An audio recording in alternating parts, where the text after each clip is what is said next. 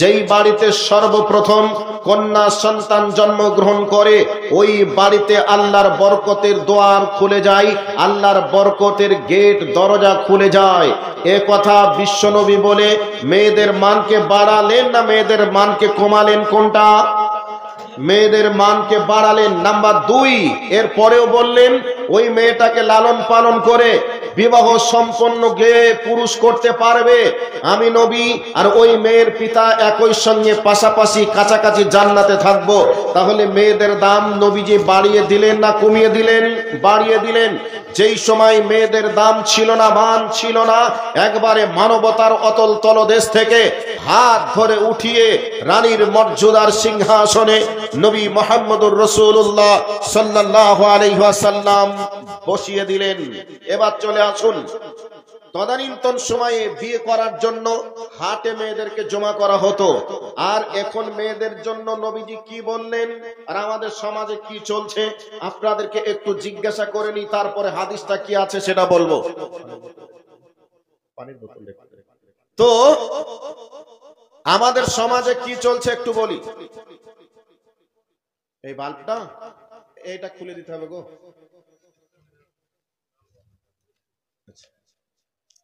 তো আমাদের সমাজে কি চলছে? আচ্ছা, যখন ছেলের বিয়ে আমরা দিই, ছেলের বউ দেখতে কে কে যায় একটু বলুন তো ভাই? বাপ যায়, শুধু বাপ যায় তা নয়, দোলা ভাই যায়, মামাতো ভাই যায়, আপন বড় ভাই থাকলে যায়, খালু যায়, মামা যায়। এই ধরনের ব্যক্তিগুলি আমাদের সমাজে বিবাহর জন্য বউ দেখতে যায়। যায় কি যায় না? যায়। এবার যদি কোনো ছেলে বলে আব্বু বউটা আমিও দেখব, তখন আমাদের সমাজের লোক কি বলে? ছেলেটা কত বড় বেয়াদব, বড় ভাই থাকতে দোলা ভাই থাকতে নিজে বলছে বউ দেখে বিয়ে করব। এর মতো নির্লজ্জ বেহায়া ছেলে কি হতে পারে? এরকম কথা আমরা বলি কি বলি না? কথা বলুন, বলি কি বলি না? বলি। আচ্ছা, যেই ছেলেটা বিয়ে করবে ঘর সংসার সেই করবে, তো যে আজীবন কাল তাকে নিয়ে ঘর সংসার করবে তার পছন্দ অপছন্দের বিষয় থাকতে পারে কি পারে না? একটু কথা বলুন, পারে কি পারে না? দোলা ভাই দেখতে গেছে, বড় ভাই দেখতে গেছে, আব্বা দেখতে গেছে, মা দেখতে গেছে, তারা কি ওই বউটা নিয়ে ঘর সংসার করবে না যে বিবাহ করবে সে করবে? বিবাহ যে করবে সে ঘর সংসার করবে। নবী মুহাম্মদুর রাসূলুল্লাহ সাল্লাল্লাহু আলাইহি ওয়াসাল্লাম বলে দিলেন বিবাহ করবে যে সে দেখতে যাবে মেয়ে। তাহলে মেয়েটাকে যখন ছেলেটা দেখবে, ছেলেটাও ঠিক মেয়েকে দেখবে। মেয়ে ছেলেটার যেমন পছন্দের আছে মেয়েটারও তেমন পছন্দের আছে। এমন একটা ছেলে বিবাহর জন্য বউ দেখতে গেছে, ওই ছেলেটা যদি বউটাকে দেখে আসে তাহলে কোশ্চিন কালেও কোনোদিন বউটাকে দেখার পরে সে কোনোদিন বাড়িতে এসে বলবে না যে আমি যদি আগে দেখতাম এই মেয়েটাকে বিবাহ করতাম না, কারণ মেয়েটার ঠোঁটটা অনেক মোটা, নাকটা অনেক চ্যাপ্টা, যদি আমি দেখতাম তাহলে বিবাহ করতাম না। তোমরা দেখে বিয়ে দিয়েছো, মেয়েকে তোমরা কি করবে তোমরা দেখে নাও, এ মেয়ে আমার পছন্দ নেই। এইরকম কথা সমাজে বলে কি বলে না? কথা বলুন, বলে কি বলে না? এটা বলার পরে বিবাহ বন্ধন বিচ্ছেদ হয় কি হয় না? হয়। এই জন্য বিশ্বনবী জনাবে মুহাম্মদুর রাসূলুল্লাহ সাল্লাল্লাহু আলাইহি ওয়াসাল্লাম বলছেন বিবাহ করবে যে সে মেয়েটাকে দেখবে।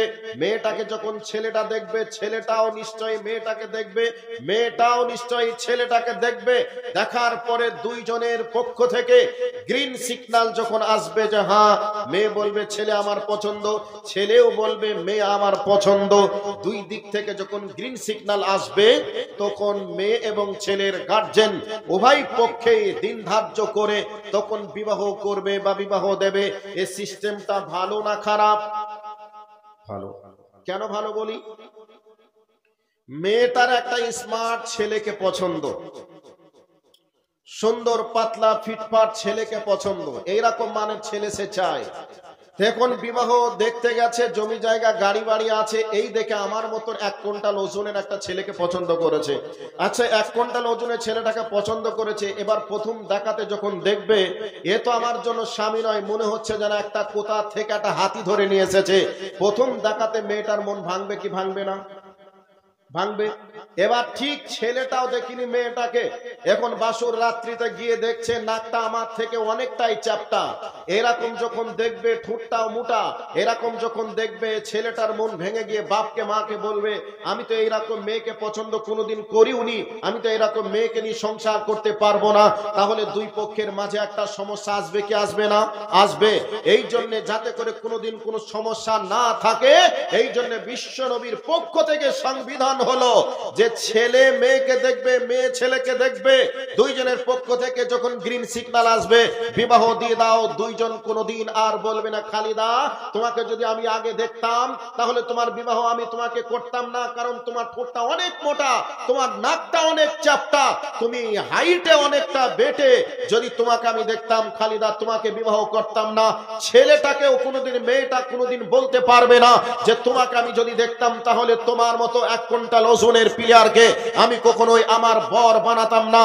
অবশ্যই এ কথা বলে কোনোদিন তাদের ঝামেলা অশান্তির আগুন কোনোদিন জ্বলবে না। এই জন্য বিশ্বনবী বলছেন দুইজন দুইজনকে দেখে বিবাহ করো, সমস্যার সমাধান হয়ে যাবে। এরপরেও আজকে আমাদের সমাজে আমরা কি করি? ছেলেকে আমরা মেয়ে দেখাই না, মেয়েকে আমরা ছেলেও দেখাই না। কেউ যদি দেখতে চায় তাকে আমরা বলি কত বড় খারাপের ঘরে খারাপ, কত বড় বেয়াদবের ঘরের বেয়াদব। আজকে বাপ ভাই যেটা দেবে সেটাকে মেনে নেবে কিনা সে নিজে দেখতে চাই, এত বড় খারাপ ছেলে আমার ঘরে হলো কি করে, এই বলে অনেক বাপ মা তাকে লান তান করে তাকে অনেক কিছু ছোট বড় কথা বলে, বলে কি বলে না? বলে। কাজেই এটা আমাদের অজ্ঞতার পরিচয় ছাড়া আর কিছু নয়। কাজেই এবার চলে আসুন বিশ্বনবী জনাবে মুহাম্মদুর রাসূলুল্লাহ সাল্লাল্লাহু আলাইহি ওয়াসাল্লাম তিনি বলেছেন তুনকিহুল মারআতা লিআরবাইন ওয়া লিমালিহা ওয়া লিহাসাবিহা ওয়া লিজামালিহা ওয়া লিদীনিহা ফাজফার বিযাতিদ দ্বীন তারিবাতি ইয়াদাক। মুত্তাফাকুন আলাইহি। বর্ণনাকারী হযরত আবু হুরায়রা রাদিয়াল্লাহু তাআলা আনহু। এর ব্যাখ্যা যিনি দিচ্ছেন তিনি হলেন আমাদের গ্রুপ লিডার নবী মুহাম্মদুর রাসূলুল্লাহ সাল্লাল্লাহু আলাইহি ওয়াসাল্লাম। তিনি বলছেন মানুষের চাহাত, মানুষের গতি, 4 রকম পদ্ধতি, 4 রকম সিস্টেম দেখে একটা ছেলে একটা মেয়েকে বিবাহ করে। কি? একটা ছেলে যখন একটা মেয়েকে বিবাহ করতে চায় তো 4 রকম পদ্ধতিতে বিবাহ করতে চায়, 4 রকম সিস্টেমে বিবাহ করতে চায়। কেমন? নবীজি বলছেন তুনকিহুল মারআতা লিআরবাইন ওয়া লিমালিহা।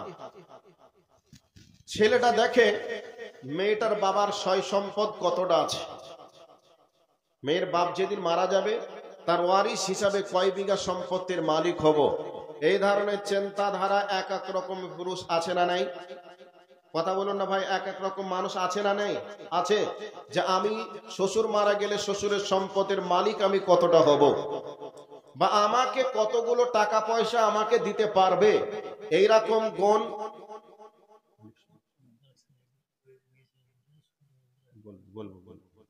বলবো আসল জায়গাটা আছে।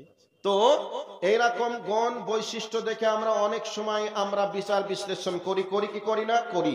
নাম্বার 2, তারপরে নবীজি বলছেন ওয়ালি হাসাবিহা, দেখে মেয়েটা কোন বংশের। আগে বংশ দেখতো, এখন আমরা পার্টি দেখি, কোন পার্টির, টিএমসি না কংগ্রেস না সিপিএম, রানিং দলের না এক্স দলের, এটা দেখে অনেক সময় আমরা বিবাহ শুভ সূচনা শুরু করি কি করি না? করি। নাম্বার 3, তারপরে ওয়ালি জামালিহা, অনেক সময় আমরা দেখি মেয়েটা সুন্দরী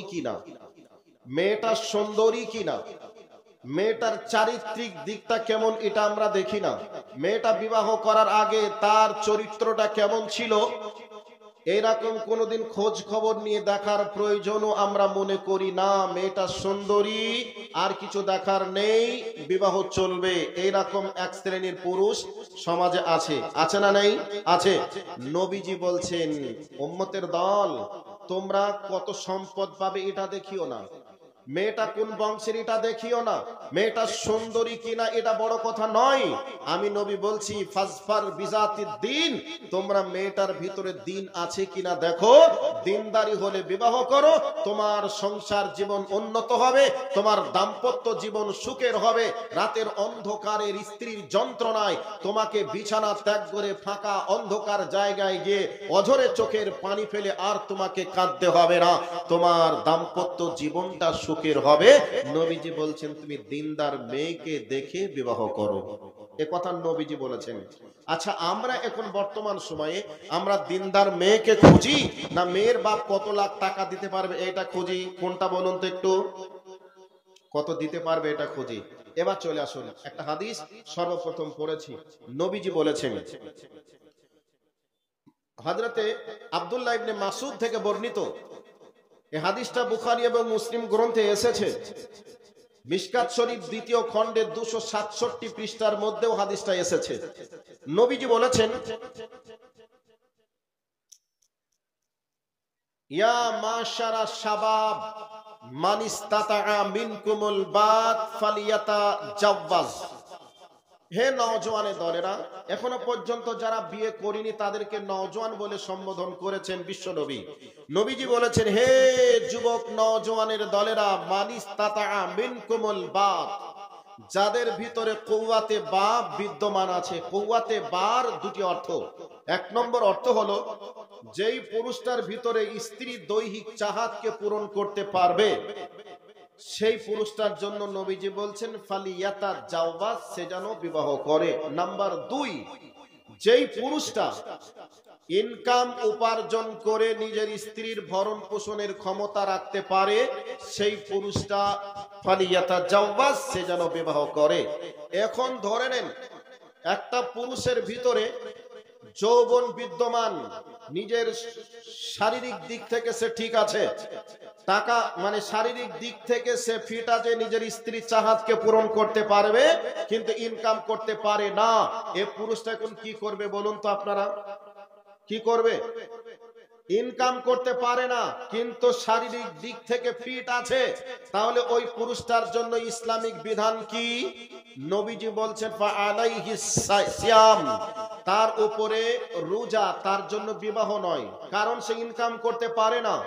ইনকাম না করতে পারলে তুমি রোজা রেখে রেখে তোমার দৈহিক যে উত্তেজিত মনোভাব তৈরি হয়েছে, রোজার মাধ্যমে তুমি দমন করো, নষ্ট করো, তুমি বিবাহ করতে যেও না। আমি নবী তোমাকে বললাম তোমার জন্য রোজা। 1 নম্বর। 2 নম্বর হলো যেই পুরুষটা টাকা আছে, গাড়ি আছে, বাড়ি আছে, সব আছে, কিন্তু স্ত্রীর দৈহিক চাহাতকে পূরণ করতে পারবে না, ওই পুরুষটার জন্য শরীয়তের বিধান কি? সে কি বিবাহ করতে পারবে? কথা বলুন, পারবে? পারবে না। তার জন্য বিবাহ করা হারাম, সে বিবাহ করবে না। বিবাহ করলেই সমাজে অশ্লীলতা বেহায়াপনা বেড়ে যাবে। একটা মেয়েকে বিবাহ করে নিয়েছে, স্বামীর কাছ থেকে দৈহিক চাহাতকে যখন সে পরিতৃপ্তি লাভ করতে পারবে না, অন্য পুরুষের সঙ্গে সে দৈহিক চাহাতকে পূরণ করার চেষ্টা করবে, পাড়ার পরিবেশ, সমাজের পরিবেশ নষ্ট করবে। নবীজি বলছেন তোমার জন্য বিবাহ করা হারাম। এবার আপনাদেরকে বলি, যেই পুরুষটার ভিতরে যৌবন আছে, টাকা নেই, উপার্জন করতে পারে না, তার জন্য নবীজি বললেন রোজা। বর্তমান সময়ে ছেলে এমএ পাস করেছে, বিএ পাস করেছে, এখনো পর্যন্ত ব্যবসা বাণিজ্যও করে না এবং চাকরি বাকরিও পায়নি। এই অবস্থায় ছেলের বাপেরা বলে, হে ঘটক, আমার ছেলে এমএ পাস করেছে, বিএ পাস করেছে, দীর্ঘদিন চাকরির জন্য ঘুরলো, বর্তমান সময়ে সরকার চাকরির জন্য কোনো ব্যবস্থা না করাই ছেলে এখনো বেকার, এই জন্য আমি আমার ছেলের বিবাহ দিতে চাই। কোন মেয়ের পিতা আছে 10 লক্ষ টাকা দিবে, 12 লক্ষ টাকা দিবে, আমার ছেলে একটা ব্যবসা করবে, সেই রকম আমি একটা পাত্রী চাই, সেই রকম পাত্রী দেখে আমার মেয়ের ব্যবস্থা করো। এই রকম কথা আপনাদের এলাকার কোন পিতা বলে কি বলে না? কথা বলুন, বলে কি বলে না? যদি বলেন বলে, তাহলে এর ওষুধ আমি দেব। আর যদি বলেন না, বলে না, সবাই আল্লাহর ওলি, তাহলে এই হাদিসের ব্যাখ্যায় আমি যাব না। আপনাদের এলাকার পরিবেশটা বলুন। কোন ছেলের পিতা কি বলে যে আমার ছেলে কোনো চাকরি পায়নি, বেকার, এই জন্য আমার ছেলেকে একটা ব্যবসা করিয়ে দিতে হবে, অথবা আমার ছেলেকে 10 লক্ষ 5 লক্ষ টাকা দিতে হবে? এইরকম দাবি দয়ার বিষয়টা আপনাদের সমাজে আছে, এলাকায় আছে? আছে? আছে। যদি থেকে থাকে আপনাকে বলে রাখি, শুনুন, আপনি ছেলে জন্ম দিয়েছেন, ছেলে চাকরি করবে নাকি ব্যবসা করবে এ দায়িত্ব মেয়ের বাপের নয়, দায়িত্বটা আপনার। যদি আপনার ছেলে চাকরি না করতে পারে, ব্যবসা না করতে পারে, আপনার ছেলেকে বিবাহ দিবেন না। আপনার ছেলেকে বলবেন রোজা রেখে, বাবা তোমার যৌবনকে তুমি নষ্ট করো, যেই দিন তুমি ইনকাম করতে পারবে সেই দিনে আমি তোমার বিবাহ দেব। তুমি এই দায়িত্বটা পালন করো বাপ হিসাবে। আর যদি বাপ হিসাবে ছেলের বিয়ে দিয়ে 5 লক্ষ 10 লক্ষ টাকা নেওয়ার স্বপ্ন দেখো, তুমি 1 নম্বর অপরাধী, তোমার ছেলে হলো 2 নম্বর অপরাধী। তুমি 1 নম্বর অযোগ্য পিতা, দায়ুস কাপুরুষ, তোমার ছেলে হলো 2 নম্বর অযোগ্য কাপুরুষ। কাজেই তোমার মতো পিতা দুনিয়ায় বেঁচে থাকার অধিকার ছিল না, তোমার মতো সন্তানের বিবাহ করার প্রয়োজন ছিল না। তুমি রোজা রেখে তোমার দাম্পত্য জীবনকে তুমি নষ্ট করো। এই সংবিধান এসেছে আল্লাহর পক্ষ থেকে, আমার নবীর মাধ্যমে বিশ্ববাসীকে জানিয়ে দিয়েছে। অতএব তদানীন্তন সময়ে মেয়েকে জন্মগ্রহণ করাকে তারা কুপায়রা, অলক্ষণী, কুলক্ষণী মনে করত। কেন? তাদেরকে মেয়ের বিবাহের সময় অনেক কিছুর একটা বিষয় বিশ্লেষণ ছিল বলে তদানীন্তন সময়কে মেয়েকে জন্ম দেওয়াকে অপরাধ মনে করত। আজকে এইরকম ডাকাতের বাচ্চা ডাকাত লুটপাট করে বলে আজকে মেয়ে জন্মগ্রহণ করাকে অপরাধ মনে করে। একটা দুইটা মেয়ে জন্ম হওয়ার পরে পরে যার কারণে বলে আর আমি ছেলে নেব না, কারণ আবার যদি আর একটা 3 নম্বর মেয়ে হয়ে যায় তাহলে আমি বিয়ে দিব কি করে, কারণ কোন ডাকাতের বাচ্চা কয় লক্ষ টাকা ডাকাতি করবে আমি জানি না। এই বলে মেয়ে জন্মগ্রহণ দিয়ে, মেয়ে জন্ম দেওয়ার পরে বাপ রাত্রিতে ঘুমাতে পারে না, মাও রাত্রিতে ঘুমাতে পারে না। এইরকম সিচুয়েশন চলে কি চলে না? চলে। সেই জন্য বলছিলাম, যারা স্বপ্ন দেখেছেন ছেলের বিয়েতে টাকা নিয়ে বিয়ে দিও, তাদেরকে বলি আল্লাহর কাছে জীবন দিতে হবে, এটাকে আপনি মাথায় রাখুন। আর আপনি টাকা দিয়ে ছেলের বিবাহ দিয়েছেন, জীবনে আর কোনোদিন ওই বই মায়ের হাতে আপনি কোনোদিন সম্মান পাবেন না, আর আপনি ওই ছেলের কাছে কোনোদিন ভালো ব্যবহার আর আশা করিয়েন না। আমাদেরকে অনেক জায়গায় বলে, মাওলানা সাহেব ছেলের বিবাহ দিলাম, বিবাহ দেওয়ার আগে পর্যন্ত ছেলে আমার অত্যন্ত ভালো ছিল, ভদ্র ছিল, আমার উপর দিয়ে কোনো কথা বলতো না। যেই দিন থেকে বিবাহ হয়েছে সেই দিন থেকে আমার বৌমা এসে আমার ছেলেকে একটু একটু করে ভাঙিয়ে ছেলেটাকে যেন সে নিজেই দখল করে নিয়েছে। ওই বৌমা আর আমাদের কথা শোনে না। কাজে মাওলানা সাহেব জুম্মার দিন আছে, মাওলানা সাহেব সামনে আমার গ্রামের জালসা, অতএব কোনো বক্তাকে বলবেন বাবা মার সেবা না করলে সে কি হবে, আর বাবা মার সেবা না করলে কোন জায়গায় যাবে। অতএব ছেলেকে একটু বাবা মার সেবা যত্ন সম্পর্কে একটু কোরআন হাদিস থেকে বোঝাবেন। এইরকম কথা হাজার হাজার নয়, শত শত নয়, হাজার হাজার মেয়ে ছেলের বাপ আমাদেরকে একথা বারবার বলে। বন্ধুরে, আপনাদেরকে বলে দিই, যেই দিন থেকে আপনার ছেলের বিয়ে দিয়েছেন সেই দিন ছেলেটাকে বিক্রি করে দিয়েছেন। যেই দিন থেকে ছেলের বিয়েতে টাকা নিয়েছেন সেই দিন থেকে আপনার ছেলের সঙ্গে ভালো ব্যবহার পাবো, বোমার ভালো সেবা পাবো। এটাকে আপনার মাথা থেকে ডিলিট করে দেওয়ার প্রয়োজন ছিল। কেন প্রয়োজন ছিল আপনাদেরকে একটু বলে দেই। ঘটক মশাই বলেছে একটা বাপের একটাই ছেলে, ছেলেও চাকরি করেন। অতএব তুমি যদি তোমার মেয়ের বিবাহ দিতে পারো ওই ছেলের সঙ্গে, আর পিছন দিকে তোমাকে তাকিয়ে দেখতে হবে না। অতএব চাকরিওয়ালা ছেলে, একটা বাপের একটাই ছেলে, অতএব তোমার যা আছে বেচে কেনে যদি মেয়েটার বিবাহ দিতে পারো আর পিছন দিকে তাকাতে হবে না। মেয়ের মা, মেয়ের বাপ চিন্তা ভাবনা করলো এই অবস্থাতে যদি আমার মেয়েটার বিবাহ দিতে পারে আর মেয়েটা সুখে থাকবে, আর কোনোদিন ঝামেলা অশান্তি নারকের আগুনে আমাকে জ্বলতে হবে না। এই অবস্থাতে 5 লক্ষ টাকা নয়, 10 লক্ষ নয়, 7 লক্ষ টাকার দাবি করলো। বেচারা বেচে কিনে যা ছিল সব বেচে কিনে 7 লক্ষ টাকা দিয়ে বিয়ে দিল। 7 লক্ষ টাকা দিয়ে বিবাহ হয়ে গেল। বিবাহ হওয়ার পরে জামাইকে নিয়ে এসে 1 মাস 1 মাস 2 মাস পর্যন্ত ভালো মন্দ খাওয়াতে হয়, অষ্টমঙ্গলা। এইরকম করে একটা সময় চলে গেল, তার খরচের লম্বা একটা হাত, লম্বা একটা সময় পার হয়ে গেল। এবার ঈদের দিনে মেয়েকে দাওয়াত করতে হবে, নতুন জামাইকে দাওয়াত করতে হবে। মেয়ের বাপ কত বড় দুঃখ, এত বড় দুঃখ নেওয়ার পরে, অভাবের যন্ত্রণা নেওয়ার পরে জামাইকে মেয়েকে দাওয়াত দিয়ে চলে আসলো। ঈদের দিনে মেয়ে দাওয়াত খেতে এসেছে, মাকে এসে দেখছে বিধবার মতো, বিধবার মতো হয়ে একটা পুরাতন শাড়ি পরে ঈদের দিন মা ঈদ পালন করছে। বাবা যেন দেখছে ঈদের দিনে একটা পুরাতন লুঙ্গি পরে ঈদ করছে। এই অবস্থায় মেয়ে এসে মাকে বলছে, আম্মুরে কেন ঈদের দিনে নতুন কাপড় তুমি পরনি? আব্বা কেন ঈদের দিনে তুমি একটা নতুন লুঙ্গি পরনি? এবার মেয়েকে বুঝতে দিল না। মাও বলল, বাবার এই লুঙ্গিটা তো ভালোই ছিল, একটু ছিঁড়ে গেছে। মাও একটু মেয়েকে বলে দিল, মা রে আমি একটু অসুস্থ ছিলাম, মার্কেটে তোমার বাবাও যেতে পারেনি, অতএব কাপড়টা ঠিকই আছে। মেয়েকে বুঝতে দিল না।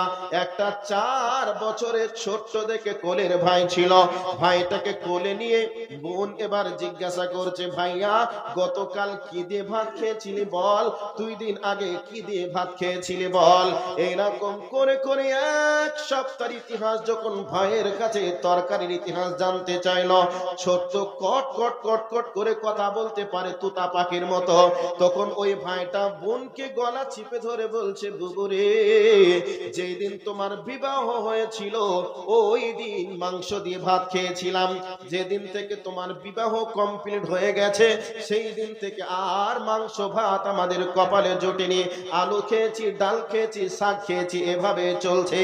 এবার মেয়েটার বুঝতে বাকি থাকলো না, আমার বাপ আমাকে বিবাহ দিতে গিয়ে গরিব হয়ে গেছে, মাংস কিনবে, মাছ কিনবে, এইরকম টাকাও আমার বাপের কাছে নেই।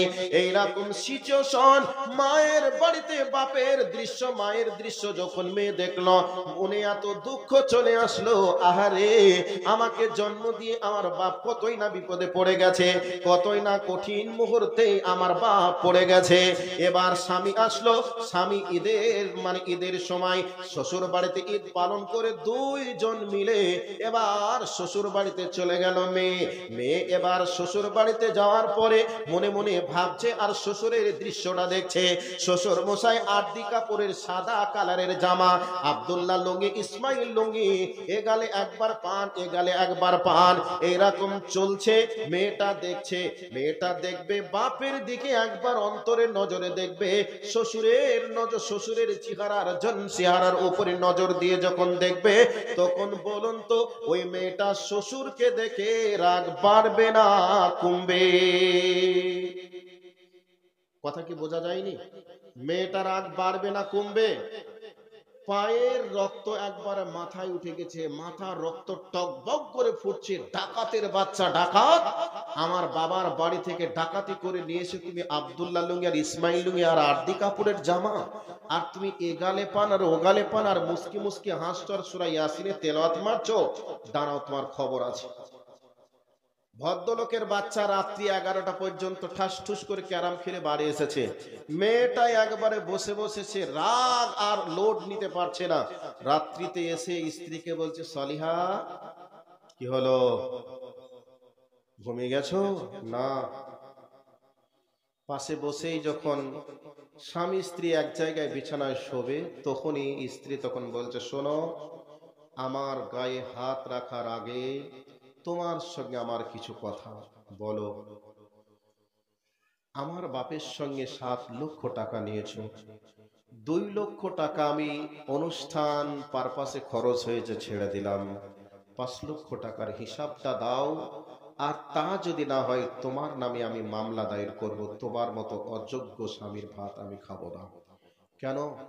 ঝগড়া চলছে, 11টায় এসেছে, সারা রাত ঝগড়া চলতে চলতে ফজরের আজানের সময় হয়েছে, 2 জনাই ঘুমিয়ে গেছে। এমত অবস্থায় হাবিব, ছেলের নাম হাবিব, হাবিব ফজরের আজানের আগে আগে ঘুম পাড়লো, আর বাপ মসজিদ থেকে নামাজ পড়ে আউযু বিল্লাহি মিনাশ শাইতানির রাজিম বিসমিল্লাহির রহমানির রহিম ইয়াসিনুল কুরআনিল হাকিম ইন্নাকা লামিনাল মুরসালিন আলা সিরাতিম মুস্তাকিম, এইরকম করে সূরা ইয়াসিনের তেলাওয়াত হয়ে গেল। সুবহানাল্লাহ আলহামদুলিল্লাহ বলতে বলতে ছেলের দরজার দিকে চলে গেল। বাপ হাবিব রে, ছেলের কান জেগে গেছে, আবার বলছে বাপ হাবিব রে, ট্রাক্টরটা নিয়ে মাঠে যেতে হবে, উঠ। ছেলে মনে মনে ভাবলো, এখন যদি বাপকে ভদ্রভাবে কথা বলে তাহলে তো মাঠে যেতে হবে ট্রাক্টর নিয়ে, কাজে এখন বাপকে নরম ভাবে কথা বলা যাবে না, গরম ভাবেই বলতে হবে। এবার দরজারা খুলেই বলছে, শরীরের বাচ্চা, তোর মুখে লাথি মেরে দেবো, কে এত সকালে ডাকছিস? এবার ছেলের কথা শুনে বাপ হুবড়িয়ে বুক ফেটে কাঁদতে কাঁদতে মসজিদে গিয়ে ইমাম সাহেবকে বলছে, ইমাম সাহেব আজকেই শুক্রবার, আমার ছেলে জুমার নামাজ পড়তে আসবে, আমার ছেলেকে আমার বৌমা ভাঙিয়ে নিয়ে এমন ভাবে করে নিয়েছে, আমাকে বলছে বুকে লাথি মেরে দেব, আমার ছেলেকে আর আমার হতে দেবে না, আমার ছেলে আমার বৌমা দখল করে নিয়েছে, অতএব আপনি বাপ মার সেবা যত্ন সম্পর্কে বোঝান। আচ্ছা বলুন তো, এই ছেলেটাকে আর এই মেয়েটাকে আমার মতো ইবাদুল্লাহ কেন সৌদি আর কাবা শরীফে ইমাম এসে বুঝে কি তাদের ব্রেন শান্ত করতে পারবে? পারবে? ওই বৌমা এই শ্বশুরকে কি ভালো চোখে দেখবে? আর এই স্বামীর প্রতি কি কোনোদিন তার যত্ন থাকবে? থাকবে না। পজিশনটা খারাপ। এই জন্য বিশ্বনবী আমার বলছেন, টাকা উপার্জন করতে পারলে তুমি বিবাহ করো, নিজের স্ত্রীর ভরণ পোষণের ক্ষমতা তোমার যদি থাকে ফালিয়াতাজাওয়াজ, তাহলে তুমি বিবাহ করো। আর যদি তুমি উপার্জন করে তোমার স্ত্রীর ভরণ পোষণের দায়িত্ব পালন করতে না পারো, তাহলে তুমি বিবাহ করিও না, বিবাহ করিও না। তোমার ভিতরে যৌবন আছে, তুমি রোজা রেখে রেখে রেখে রেখে তোমার যৌবনকে তুমি নষ্ট করে দাও। তুমি খবরদার, ডাকাতের বাচ্চা ডাকাত, তুমি কারোর বাড়িতে ডাকাতি করতে যেও না। সমাজ কোন পথার কারণে শত শত মেয়ে আজকে যৌবনের তাড়না ধরে রাখতে না পেরে তারা অন্যায় পথে নামতে বাধ্য হয়েছে, এইরকম আপনি রিপোর্ট খুঁজে বার করে দেখুন। আজকে পণের কারণে অনেক মেয়ে বিবাহ করতে পারে না, পণের কারণে বাপ মেয়ে জন্ম দিয়ে রাত্রি তার ঘুমাতে পারে না, রাতের অন্ধকারে চোখের পানি ফেলে ফেলে কাঁদে, আর বলে বিয়ের বিবাহর সময় হয়ে গেছে, না জানি কি চাইবে, কি করে দিব। আর ভালো মন্দ দুটি খেতেও পারে না, শরীরে কিছু পরিধান করবে করতেও পারে না, টাকা পয়সা জমিয়ে জমিয়ে জমিয়ে জমিয়ে রেখে তারপরে সব কিছু দেওয়ার পরেও বলবে এটা আমার পছন্দ নয়, এটা লাগবে ওটা লাগবে, এইরকম করে দাবি করে বসে। বসে কি বসে না? বসে। আল্লাহর নবী তাদের জন্য বলছে, তুমি একজন বড় জালিম, তুমি মারা যাওয়ার পরে তুমি জালিমের কাতারে দাঁড় হয়ে, তোমাকে অপরাধীর কাতারে দাঁড় হয়ে তোমাকে জাহান্নামে যাওয়া লাগবে। তোমার ছেলে ইনকাম করবে না করবে, কি খাবে না খাবে, এ দায়িত্ব তোমাকেই ভাবতে হবে। তুমি মেয়ের বাপের কাছে কেন তুমি টাকা দাবি করে বলতে পারো আমার ছেলেকে বিবাহ, আমার ছেলের জন্য ভাবতে হবে ব্যবসা বাণিজ্য কি করে করতে পারে, কি করে করতে হবে। তুমি কাপুরুষের বাচ্চা, কাপুরুষ, তুমি ছেলের বিবাহ দিতে যাও না, তোমার ছেলে অযোগ্য, তোমার ছেলেকে রোজা রেখে তোমার যৌবনকে নষ্ট করতে বলো। এটা রাসূলের সার্কুলার। একটা হাদিস আপনাকে দিলাম, কোরআনের আয়াতে চলে আসুন। বিসমিল্লাহির রহমানির রহিম। ওয়া বিমা আনফাকু মিন আমওয়ালিহিম। আল্লাহ পাক বলছেন, হে পুরুষের দল, ইনকাম করবে আর খরচ করবে তোমার স্ত্রীর পিছনে। তোমার স্ত্রীর শীতের দিনে কি কাপড় লাগবে না লাগবে এটা তোমার বিষয়। তুমি জানো তোমার স্ত্রীকে বাপের বাড়ি পাঠিয়ে দিয়ে শীত বস্ত্র নিয়ে আসার জন্য তুমি পাঠিয়ে দিও না। আমার আল্লাহ বলছেন, অবিমা আনফাকু মিন আমওয়ালিহিম, আমি তোমাকে পুরুষ বানিয়েছি, তুমি ইনকাম করবে, উপার্জন করবে, আর তোমার স্ত্রীর পিছনে খরচ করবে। আমরা কি করি? মেয়ের কাপড় তো লাগবেই লাগবে, জামাইকেও কাপড় দিতে হবে, আবার একটা বাচ্চা হবে, ওই বাচ্চারও কাপড় দিতে হবে। মেয়ের বাপ যে কি বিপদে পড়েছে, মেয়ের জন্ম দিয়েই সে বিপদের শেষ নেই। জামাইকে পড়াতে হবে, বিটিকে পড়াতে হবে, নাতিকে পড়াতে হবে। আরে ভদ্রলোকের বাচ্চা, সবই যদি মেয়ের বাপ দেবে, তা তোর বাপ কি দেবে?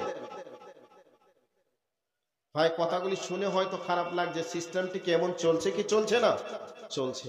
কার কার খারাপ লাগছে একটু বলুন তো ভাই, যদি খারাপ লাগে বলবো না, বলেন কার কার খারাপ লাগছে একটু বলেন। যদি কারো খারাপ লাগে, ওই মালটা নিয়ে বসে আছে, ওই লোকটা ওইভাবে নিয়ে বসে আছে বলে তার খারাপ লাগতে পারে। আসলে এটা খারাপ নয়, আসলে এটা মানে সমাজের একটা বড় ব্যাধি, সমাজের বড় একটা ক্যান্সার, আর এর জন্য সমাজ আজকে ধ্বংসের জায়গায় চলে যাচ্ছে। সেই জন্য আল্লাহ সুবহানাহু ওয়া তাআলা মেয়েদের জন্য বলছেন, আর রিজালু কাওয়ামুনা আলান নিসা। আল্লাহ রাব্বুল আলামিন বলছেন, হে পুরুষের দল, আমি আল্লাহ তোমাদেরকে, মহিলাদের উপরে তোমাদেরকে প্রশাসক বানালাম, তোমাদেরকে নেতা বানালাম। এবার পুরুষ বলবে, আমি হলাম নেতা, আমি হলাম হাকিম, আমি তোমার উপরে খবরদারি করব, তোমার উপরে নেতৃত্ব দেব। এ কথা পুরুষ জাত মনে করতে পারে, কিন্তু মেয়েটার উপরে একটা পুরুষকে নেতা বানিয়েছে। তার কারণ কি? নেতা বানানোর পিছনে কারণ আছে। তোমাকে উপার্জন করতে হবে, উপার্জনের দিক থেকে তোমাকে নেতা বানানো হয়েছে। 2 নম্বর হলো, একটা মেয়ে যদি জাহান্নামে চলে যায়, তাহলে 4টা পুরুষকে জাহান্নামের ফেরেশতারা কলার চিপে ধরে জাহান্নামে নিয়ে যাবে। একটা মহিলার নেতা হলো 4 জন পুরুষ। এই জন্য আমার আল্লাহ বলেন, আর রিজালু কাওয়ামুনা আলান নিসা, আমি পুরুষদেরকে নেতা বানালাম মহিলাদের উপরে। তাহলে একটা মেয়ের নেতা 4 জন পুরুষকে বানানো হয়েছে। একটা মেয়ে যদি জাহান্নামে চলে যায়, তাহলে 4টা মেয়েকে একটা মেয়ে যদি জাহান্নামে চলে যায়, 4টা পুরুষকে জাহান্নামের ফেরেশতারা কলার চিপে ধরে জাহান্নামের বাসিন্দা বানাবে। 1 নম্বর পিতা, 2 নম্বর ভাই, 3 নম্বর স্বামী, 4 নম্বর ছেলে। 1 নম্বর পিতা, 2 নম্বর ভাই, 3 নম্বর স্বামী, 4 নম্বর ছেলে। একটা মেয়ে জন্মগ্রহণ করেছে, ওই মেয়েটার অভিভাবক বা নেতার দায়িত্ব পড়েছে পিতার উপরে। এবার পিতা যতদিন থাকবে, পিতা থাকা অবস্থায় যদি মেয়ে কোনো পাপ করে, অপরাধ করে, এই অপরাধের কারণে আমার আল্লাহ জাহান্নামের ভিতরে মেয়ের অপরাধের কারণে পিতাকে জাহান্নামে দিবেন। নাম্বার 2, পিতা হতো বিদেশে চাকরি চলে গেছে, বিদেশে ডিউটি করে, অথবা ব্রেন স্ট্রোক হয়েছে, মারা গেছে। এই অবস্থায় তার ভাই আছে, ভাই তার পিতার অনুপস্থিতিতে ভাই হয়ে গেল মেয়ের অভিভাবক, ভাই হয়ে গেল বোনের নেতা। এবার ভাই থাকা অবস্থায় বোন যদি শরীয়ত বহির্ভূত অন্যায় কোনো কাজে লিপ্ত হয়ে যায়, বেপরদায় চলে, নামাজ পড়ে না, একবারে অশ্লীল পোশাক পরে চলে, এই অপরাধ করার কারণে জাহান্নামের ফেরেশতারা ভাইকেও জাহান্নামের বাসিন্দা বানাবে। নাম্বার 3, মেয়ে এবার বিবাহ দিয়ে দিয়েছে, বিবাহ দেওয়ার পরে স্বামী থাকা অবস্থায়, মেয়ে স্বামী থাকা অবস্থায় স্ত্রী যদি কোনো অন্যায় করে, তাহলে এই অন্যায় করার কারণে তাহলে স্বামীকেও জাহান্নামে যাওয়া লাগবে। এবার মনে করে নিন, স্বামী মারা গেছে, স্বামী মারা যাওয়ার পরে এবার ওই বাড়িতে তার ছেলে আছে, ছেলের দায়িত্ব পড়ে গেল মায়ের উপরে। ছেলে থাকা অবস্থায় মা বাড়ির বাইরে বিনা পারমিশনে বাড়ির বাইরে পা রাখতে পারবে না। ডাক্তার দেখাতে পারবে, ডাক্তার দেখানোর প্রয়োজন হয়েছে, ছেলেকে বলবে, আব্বু আমি ডাক্তারের কাছে যাব, মেয়ের বাড়িতে যাব। এবার ছেলের সঙ্গে পারমিশন নিয়ে মাকে যেতে হবে। আর মা যদি ছেলে থাকা অবস্থায় গোপন খাতে যৌবনের তাড়নায় পড়ে ব্যভিচারে যদি লিপ্ত হয়ে যায়, তাহলে জাহান্নামের ফেরেশতা ছেলেকেও ছাড়বে না। এই জন্য আমার আল্লাহ বলেন আর রিজালু কাওয়ামুনা আলান নিসা, আমি আল্লাহ পুরুষদেরকে মহিলাদের নেতা বানালাম। তাহলে মেয়েদের নেতা একজন